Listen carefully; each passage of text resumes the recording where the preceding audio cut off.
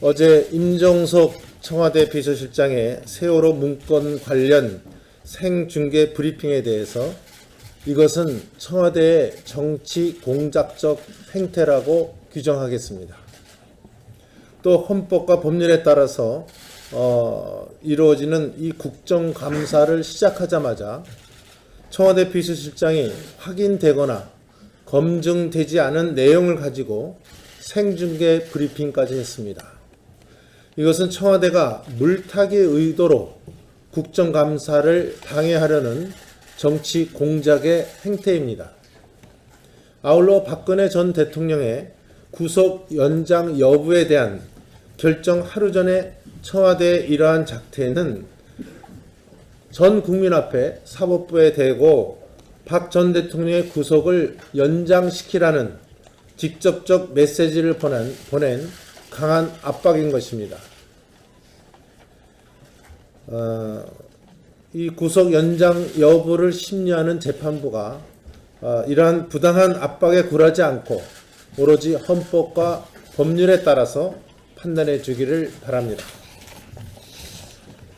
조직 생활을 한 사람이면 누구나 알 수 있는 것이지만 인사이동이 있을 때에는 자리를 깨끗하게 비우고 다음 임지로 부임하는 것이 기본 중에 기본입니다. 이런 것이 지금 아직도 수많은 서류 더미를 캐비넷에서 남기고 갔다는 것 자체를 이해할 수가 없습니다. 만에 하나 청와대 사무실 내에 전임 정권의 문건이 발견되었다면 내부 검토를 거쳐 법률에 따라서 국가기록원에 실무적으로 이관을 하면 되는 것입니다. 그러한 상황에서 제대로 검증되지조차 않은 내용의 문건을 가지고 청와대 비서실장이 생중계까지 하면서 하는 것은 이 정치 공작이자 정치 보복적 목적을 갖고 벌인 일이라고 밖에 볼 수가 없습니다. 특히 임종석 비서실장이 기자회견을 하면서 생각이 많은 대목입니다. 조직적인 조작이 이루어진 것으로 보입니다. 가장 참담한 국정농단의 사례라는 식의 정제되거나 검증되지 않은 개인적 이야기를 이야기하는 것도 대단히 부적절한 것입니다. 원래 비서는 말이 없다는 말씀이 있습니다. 제가 정치를 해온 동안 청와대 비서실장이 이렇게 정치 공작의 한 복판에 뛰어드는 사례를 본 일이 없습니다. 아울러 저는 청와대의 많은 문건 중에서 자신들의 정치적 의도나 입맛에 맞는 문건만 편집 또는 조작, 취사 선택해서 필요한 부분만 공개했다는 가능성도 배제할 수 없다고 봅니다. 국회 차원에서 청와대 현장 검증, 현장 조사를 추진하겠다는 말씀을 드립니다. 생중계 문건 공개 쇼를 문재인 정권의 신적폐로 규정하겠습니다. 그리고 국회 운영위원회에서 철저하게 실상을 따지도록 하겠습니다. 청와대는 운전석에는 앉기는커녕 차도 못하고 있는 이러한 안보 위기 상황에서 청와대 캐비넷만 뒤지고 있는 것입니까? 저는 제1야당 원내대표로서 5년 정권은 유한하다는 말씀을 드리고 싶습니다. 곤불 5년. 지금은 정권을 잡아서 세상이 모두 자신들의 것인 것처럼 느끼지만 곤불 5년이라는 말씀을 청와대는 명심해 주기 바랍니다. 이런 총체적 국가 위기 속에서 한풀이식 정치 보복에 대해서 국민과 함께 강력하게 저항하고 반드시 심판하겠다는 말씀을 드립니다. 총리실 시민사회비서관의 이적단체 간부로 활동했던 사람이 또 국가보안법 위반으로 복역했던 정현곤이라는 사람이 임명되었다고 합니다. 정현곤 비서관은 법원으로부터 이적단체로 규정된 참사랑을 여는 노동자 연대에서 대중 사업국장으로 활동을 했고 또 북한 건국 이념과 체제를 찬양해서 국가보안법으로 2차례나 복역했다고 합니다. 또 정영근 비서관은 천안함을 부정하는 책을 저술하고 제주 해군 기지를 반대하는 불법 시위를 주도한 사람이라고 합니다. 저는 이런 분이 총리실 시민사회 비서관이라는 고위 공직에 북한을 찬양하다 국가보안법으로 처벌받고 천안함 폭침을 부정하고 제주 해군 기지에 반대했던 불법 시위를 임명한 것은 저는 반국가적 인사행위를 문재인 정부가 했다고 봅니다. 언론 보도에 따르면 정영근 비서관은 왕특보인 문정인 특보와 친분이 깊고 또 대북 관련 활동을 같이 해왔다고 하는데 문재인 왕특보는 영향력이 총리실까지 뻗친다는 말입니까? 도대체 정영근 비서관 같은 이적단체 출신 절대 부적격자를 누가 추천했습니까? 문재인 대통령입니까? 이낙연 총리입니까? 문정인 특보입니까? 어제 우리 당의 김종석 의원께서 정무위의 총리실 국정감사장에서 천안함은 폭침된 게 아니라고 책을 썼던데 지금은 어떻게 생각하느냐고 질문하자 정영근 비서관은 답변을 꼭 해야 하는가라고 답했다고 합니다. 2급 고위 공직자로서 대단히 부적절한 작태를 보였습니다. 정영근 비서관은 즉각 사퇴하기 바랍니다.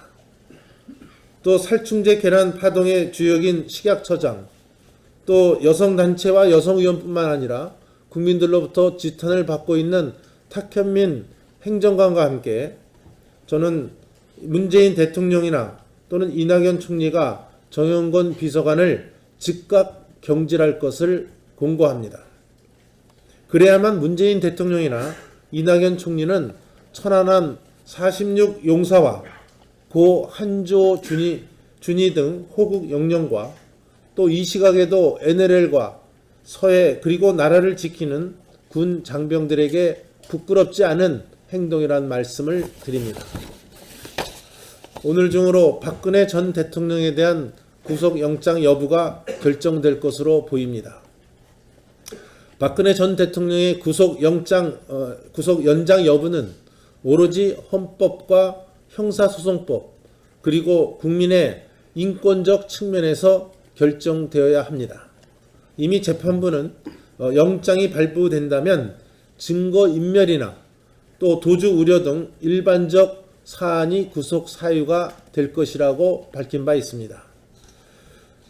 특히 재판부는 문재인 대통령의 이 직간접적 압박을 극복하고 헌법과 법률에 따라서 판단해 줄 것을 다시 한번 촉구합니다. 이상입니다. 국정감사에 저으면서 한 말씀 드리고자 합니다. 국정감사는 국가가 보장하는 국민에게 알 권리를 충족시키는 참으로 중요한 국가의 대사입니다. 그렇다면 이 중심에 문재인 정부가 있고 문재인 정부는 어떤 비전을 가지고 어떻게 국가를 운영하겠다는 첫 문재인 정부의 국정감사장에는 대한민국의 5년 동안의 중장기 비전을 내놔야 됩니다. 그것을 보고 국회의원은 찬반과 그리고 좋은 대안을 내놓고 국민에게 제공했을 때 그것을 보고 문재인 정부의 앞으로의 또 지금 현재에 가고 있는 평가를 받는 것인데 오늘 이 시간까지 문재인 정부는 중장기 비전이 아무것도 없습니다. 참으로 안타까운 것을 넘어서 이렇게 무능할 수가 있을까 하는 개탄스러운 생각을 먼저 갖습니다. 두 번째는 이 시간까지 내각 구성을 못하고 있는 156일의 문재인 정부의 실상은 참으로 능력이 없다. 또 준비가 안 돼 있다. 이렇게 지적할 수밖에 없습니다.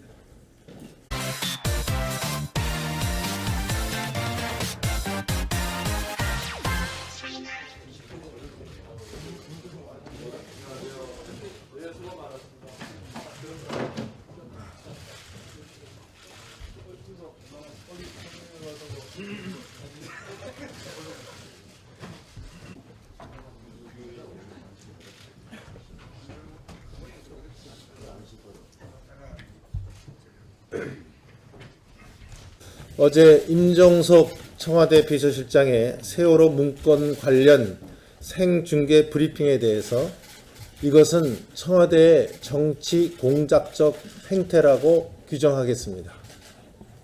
또 헌법과 법률에 따라서 이루어지는 이 국정감사를 시작하자마자 청와대 비서실장이 확인되거나 검증되지 않은 내용을 가지고 생중계 브리핑까지 했습니다.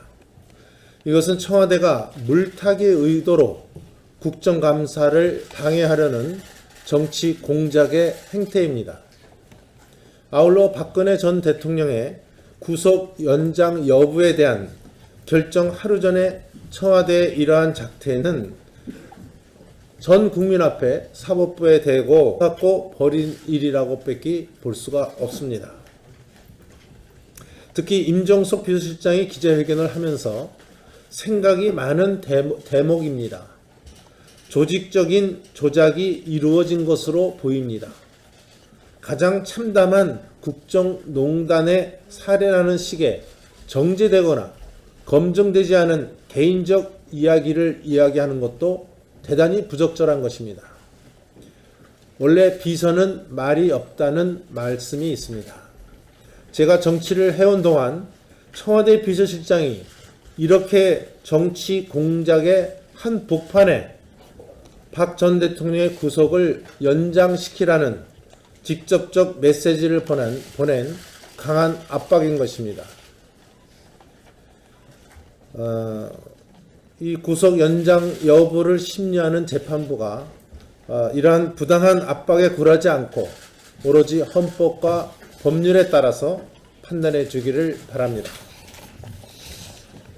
조직 생활을 한 사람이면 누구나 알 수 있는 것이지만 인사이동이 있을 때에는 자리를 깨끗하게 비우고 다음 임지로 부임하는 것이 기본 중의 기본입니다. 이런 것이 지금 아직도 수많은 서류 더미를 캐비넷에서 남기고 갔다는 것 자체를 이해할 수가 없습니다.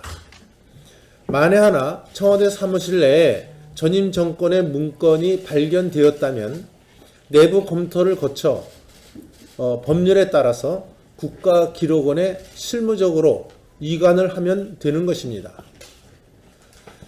그러한 상황에서 제대로 검증되지조차 않은 내용의 문건을 가지고 청와대 비서실장이 생중계까지 하면서 하는 것은 이 정치 공작이자 정치 보복적 목적을